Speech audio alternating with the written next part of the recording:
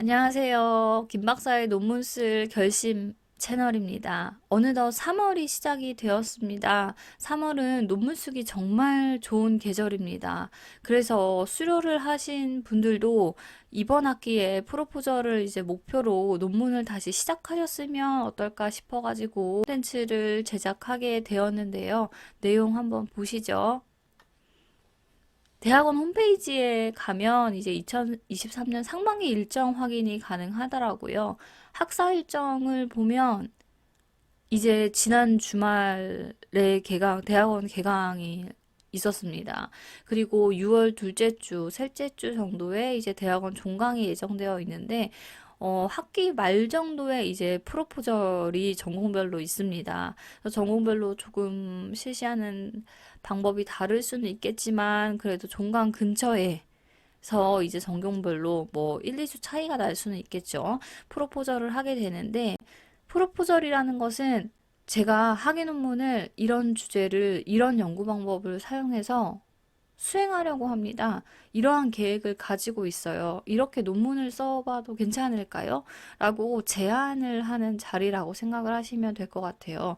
물론 프로포절 전에 이제 지도 교수님께는 여러 차례 보고를 했겠죠. 지도 교수님께 여러 차례 논의를 하셨겠고, 그래서 지도 교수님께서, 이런 주제면 이제 프로포절 한번 해봐도 되겠습니다, 선생님. 아마 이렇게 대답을 받으셨을 거예요. 그래서 교수님께 1차적인 컨펌을 받았다면 이제 자료를 조금 더 준비해서 여러 다른 전공 교수님들께도 이런 연구 주제로 연구를 하려고 합니다. 라고 하는 자리가 이제 프로포절인 거죠. 일부 선생님들께서는 프로포절을 굉장히 겁내하시기도 하시거든요. 그런데 그동안 이제 대학원에서 선생님들께서 접하셨던 논문이라던가 교수님들께 받은 가르침, 그리고 대학원 선생님들과 서로 나누었던 실무적인 이야기들, 시사점들, 이런 것들을 통해서 가지고 계시는 그 감각으로 충분히 준비할 수가 있는 부분입니다. 준비하고 이렇게 패스하실 수 있는 관문이니까 너무 어려워하지 마시고, 이제 수료하신 선생님들께서도 이번 학기에 다시 프로포저를 한번 준비해 보시면 어떨까 싶어요. 이게 처음 시작이 어렵지, 하고 나면, 프로포저를 겪고 나면 이제 더 자신감도 생기고 논문 쓰시는데 탄력이 붙거든요. 그래서 프로포저를 빨리 하는 것을 강추드리는 바입니다. 제가 3월 달을 논문 계획서 작성의 달로 이렇게 선포를 한번 해봤는데요. 일정을 제가 대략적으로 프로포저를 하기 위해서는 지금 아무것도 준비 안 돼 있는 상태에서 어떠한 스케줄을 가져야 되는지를 한번 말씀을 드리려고 하는데, 일단 3월 달을 논문 계획서 작성의 달로 해보면 어떨까 합니다. 그래서 논문 계획서라는 것은 일단 프로포절보다 조금 약식으로 지도 교수님께 나의 연구 계획을 말씀드리는 페이퍼라고 생각을 하시면 어떨까 싶거든요. 일단 논문 주제 탐색 이제 이번 주부터 하셔야 돼요. 이걸 보시는 순간부터 이제 논문 주제를 한번 확정을 해야 된다는 마음가짐을 가지시고 2주 정도 했습니다. 근데 사실 논문 주제 탐색, 논문 주제가 이렇게 2주 만에 뚝딱 나오는 것은 아니에요. 그렇지만 선생님들께서 그 수료하시기 전에 공부하셨던 그 많은 내용들과 내가 얼핏 가지고 있던 연구 주제 이런 것들을 조금 끄집어 내셔서 연관된 거를 이제 선행 연구를 좀 찾아보시고 최근 연구 동향을 보시면 이제 논문 주제를 잡으시는데, 그래도 2주 정도에 한번 그림을 그려볼 수 있지 않을까 하는 생각에 일단 2주로 제가 어림잡아 봤습니다. 그래서 논문 주제를 탐색하시고 나서는요, 논문 계획서를 한 2주 정도 작성을 하신다고 생각을 하면 될 것 같아요. 논문 계획서는 제가 약식이라고 말씀드렸죠. 지도 교수님과 약속을 일단 잡으세요. 4월 초에 일단 약속을 잡으시고 그 전에 이제 논문 계획서를 작성하셔가지고 지도 교수님께 가는 건데, 식사 자리에 가서 연구 주제 한 줄 달랑, 그리고 연구 방법 하나 달랑, 이렇게 가서 얘기하기에는 이제 이 선생님의 마음속에 있는 말이 다 교수님께 전달되기는 쉽지가 않거든요. 근데 교수님들께서는 물론 연구 경력이 너무 많으시다 보니까 이 선생님이 어떤 그림을 그리 은지 알기는 하시지만 그래도 너무 러프하게 계획을 가지고 있는 것을 보면 걱정을 하시고 알아듣지 않으시려고 하실지도 몰라요. 그래서 논문 계획서를 한 A4 두 장에서 세 장 정도 작성을 해 가셔가지고 조금 논문을 찾아서 글을 쓰는 방법들을 여기에 조금 담으시고 그리고 선생님의 생각을 좀 더 담아 보시면 이거 가지고 이제 교수님이랑 말씀을 나누시는 게 더 올바른 방법 프로세스라는 말씀을 조금 드리고 싶습니다. 네, 그래서 논문 계획서를 작성하셔가지고 이제 4월 둘째, 셋째 주에 교수님이랑 자리를 한번 약속을 한번 만드세요. 그래가지고 이제 논문 계획서를 가지고 가서 교수님께 논의를 드리는 거죠. 이 여기에 보시는 이제 프로포절은 연구가 이렇게 5단계로 진행 파트가 대제목이 있는데요. 여기서 프로포절이라는 것은 연구 방법까지 내가 제안을 하고 이제 피드백 받은 걸 토대로 여기를 좀 수정하고 보완해서 이제 과학적인 연구를 수행하고 결과 쓰고 결론 및 제안 가는 게 논문이거든요.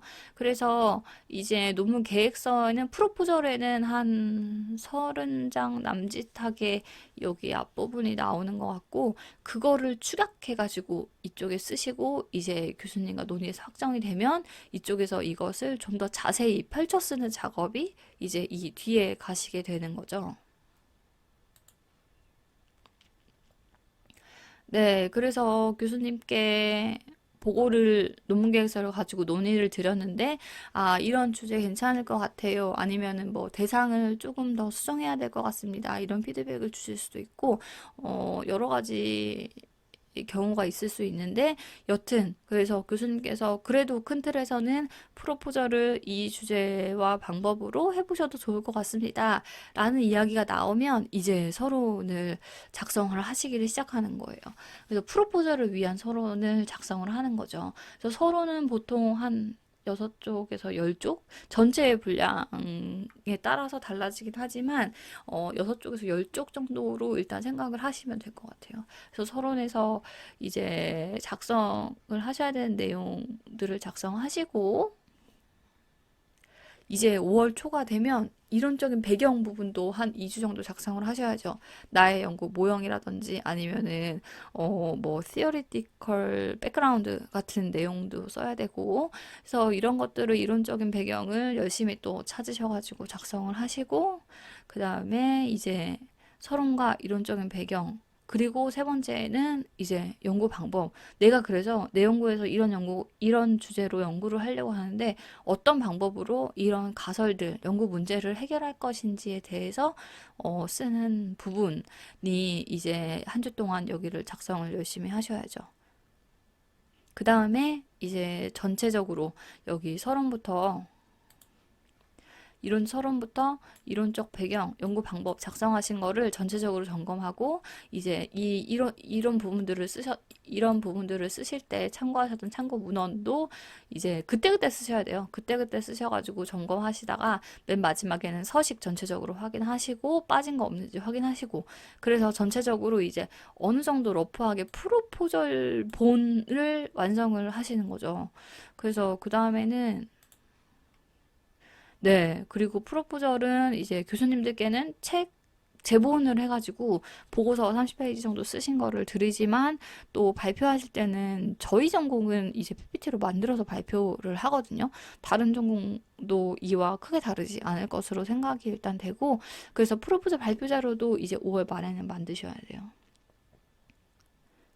그리고 이제 6월 되면 교수님께 이 제본 30페이지 보고서 했던 거를 책으로 인쇄한 그 정성 들인 그 프로포절 평가본? 뭐라고 해야 되죠? 그것을 이제 참석하시는 교수님들께 미리 전달을 드려야 돼요. 교수님들께서는 연구 경력이 많으시기 때문에 그날 보고서도 발표하시는 내용, 선생님들께서 발표하시는 걸 가지고 피드백을 충분히 주실 수 있지만 그래도 미리 드려야 좀 더 교수님들께서 살펴보실 시간이 있고 그 자리에서 즉각적으로 주시는 것 외에 미리 뭐 정보를 더 찾아가지고 주실 수 있는 피드백도 있거든요. 그래서 교수님께 미리 한 일주일 정도 프로포저를 일주일 정도 앞두고는 이제 나의 자료를 송부 드리는 것이 필요합니다. 그래서 이제 교수님들께서 그걸 확인하시고 선생님들께서는 이때 나의 논문이 논리적인지 서론이랑 이론적 배경 연구 방법을 내가 잘 설명할 수 있는지, 나의 연구 계획을 잘 설명할 수 있는지 점검을 한 다음에 이제 프로포절 디데이가 오는 거죠. 그래서 프로포절 디데이에 이제 프로포절을 하시고 교수님들께서 그러면 이 연구 계획에 대해서 의견을 주시고 이대로 학위 논문을 준비해봐도 될지 아니면 이 지금 제안한 연구 계획에는 중대한 결함이 있어서 프로포절을 다시 한번 해야 되는지 이러한 결정들을 이제 교수님들께서 의논하시고 내리시게 되시거든요. 그래가지고 프로포절 디데이 때 이제 결과를 알게 되고 다시 다른 프로포저를 다음 학기에 다시 준비를 해야 할지 아니면 이대로 일부 교수님들께 받은 피드백만 바탕으로 앞으로 학위 논문을 써도 되는지를 판단을 받으시고 진행을 하시면 됩니다. 그래서 제가 대학원 선생님들과 이야기를 나눠 보니까 교수님들께 완벽한 모습을, 나의 완벽한 연구 자세와 연구 이 탄탄함을 보여드려야겠다. 이런 생각으로 이제 수료하시고 주제도 사실 있으신데 1년 뒤에 프로포저를 하시려고 준비를 하시는 분이 제 주변에 계시더라고요. 차라리 이번에 프로포저를 하고 여기서 피드백 받은 거를 고쳐가지고 다음번에 또 프로포절하고 이렇게 하는 게 연구가 더 탄탄해지는 방법이거든요. 그리고 이번에 프로포절 한 거에서 중대한 결함이 없고 이걸로는 충분히 학위 논문이 석사학위 논문이나 박사학위 논문으로서 가치가 있다. 이렇게 판단돼서 연구가 또 진행이 될 수도 있어요. 그리고 논문은 원래 완성이 돼도 완전하지가 않거든요. 그래서 나의 굉장한 학문적인 탐구의 결정체를 보여주기 위해서 프로포저를 준비하시기보다는 프로포저 정말 좋은 기회거든요. 교수님들께서 나의 연구에 대해서 이렇게 많은 학자들이 관심을 가져주는 경우가 굉장히 없어요. 나의 연구에 이렇게 많은 사람들이 진심으로 관심을 가져주는 게 프로포절이랑 그리고 학위 논문 심사 때거든요. 예비 심사랑 본 심사 때거든요. 그리고 나서 박사학위를 받고 나서는 피드백 받을 때도 없어요. 그래서 프로포절을 굉장히 귀하게 여기시고 학습의 장으로 조금 여기시는 것이 프로포절을 겁먹고 몇 학기 뒤에 하실 생각보다는 일단 부딪혀서 이 연구 학위 논문의 학위 논문이란 무엇인지 감을 잡는 데에 써야 된다. 그래서 이렇게 생각을 하시는 것을 저는 추천하는 바입니다. 네. 이 슬라이드는 제가 다른 컨텐츠에서 말씀을 한번 드렸던 건데, 어, 굉장히 모호하신 분들을 위해서 한번 간단하게 설명을 드려보려고요. 그래서 관심 주제 발견, 아까 2주 만에 제가 발견하라고 일정으로 말씀을 드렸는데, 사실은 대학원 입학하면서부터 다양한 연구 논문을 접하시게 되시잖아요. 다양한 연구 논문을 접하시다가 이제 나의 주제나 일과 관련된 연구 논문을 접하시게 되죠. 그래서 논문을 접하시면서 이제 새로운 이론들을 많이 아시게 될 거고, 모델이나 뭐 변인 같은 것들, 관련 있는 변인 같은 것들을 많이 보시게 될 텐데, 그런 걸 보면서 이제 탐색해 나가고 아이디어를 만드시면 되는 거예요. 그리고 관심 가는 내용들에 대해서 연구 방법이나 연구 모델을 어떻게 할 것인지 결정을 하시면 됩니다. 연구 방법이나 연구 모델 같은 거는 사실 이렇게 가장 쉽게 얘기하면 나는 무엇을 증명하고 싶은가, 어떤 가설이나 어떤 연구 문제를 해결하고 증명하고 싶은지, 알아보고 싶은지를 고민하면 이제 뭔가가 나오는 거죠. 그리고 내가 만약에 어떤 변인이나 어떤 모델에 관심이 있으면 그 변인이나 모델은 어떤 연구 방법으로 선행 연구가 실시되었는가를 살펴보고 연구 방법을 또 선정할 수가 있으신 거죠. 연구는 양적 연구랑 질적 연구, 그리고 이 둘을 혼합한 혼합 연구 등이 있는데요. 양적 연구는 통계적으로 식을 만들고 대입하고 증명하는 거, 이런 게 양적 연구고요. 질적 연구는 문헌들을 통합하고 분류하고 분석하는 거라든지, 아니면 뭐 현상을 관찰하고 분석하는 거, 인터뷰를 하고 인터뷰에서 인터뷰이가 하는 말들의 의미를 찾아내고 거기 의미를 찾아내는 거, 이런 것들이 질적 연구에 포함이 된다고 보시면 됩니다. 그래서 예를 들었는데요. 내가 증명하고자 하는 거에 따라서 이제 연구 방법이 결정된다고 조금 보셔도 될 것 같아요. 예를 들어서 제가 만약에 그릿이라는 개념에 관심이 있습니다.